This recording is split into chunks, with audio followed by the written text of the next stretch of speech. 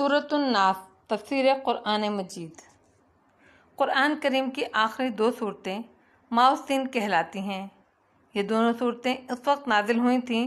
جب کچھ یہودیوں نے حضور اکرم پر جادو کرنے کی کوشش کی تھی اور اس کے کچھ اثرات آپ پر ظاہر ہوئے تھے۔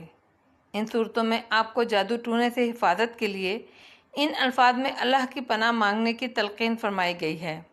اور کئی احادیث سے ثابت ہے کہ ان صورتوں کی تلاوت اور ان سے دم کرنا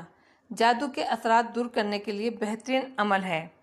اور یہی نبی کریم رات کو سونے سے پہلے ان صورتوں کی تلاوت کر کے اپنے مبارک ہاتھوں پر دم کرتے اور پھر ان ہاتھوں کو اپنے پورے جسم پر پھیل لیتے تھے۔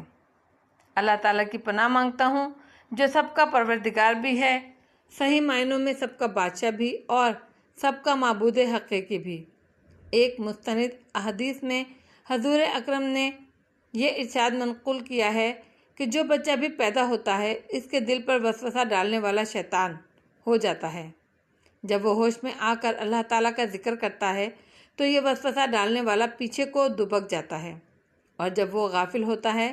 تو وہ دوبارہ آ کر وسوسے ڈالتا ہے۔ قرآن کریم میں سورہ انعام میں بتایا ہے کہ شیطان جنات میں سے بھی ہوتے ہیں اور انسانوں میں سے بھی ہوتے ہیں، البتہ شیطان جو جنات میں سے ہے وہ نظر نہیں آتا اور دلوں میں وسوسے ڈالتا ہے، لیکن انسانوں میں سے جو شیطان ہوتے ہیں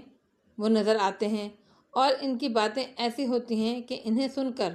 انسان کے دل میں طرح طرح کے برے خیالات اور وسوسے آ جاتے ہیں۔ اسی لیے آیت کریمہ میں دونوں قسم کے وسوسے ڈالنے والوں سے پناہ مانگی گئی ہے۔ شیطان کی چالیں کمزور ہوتی ہیں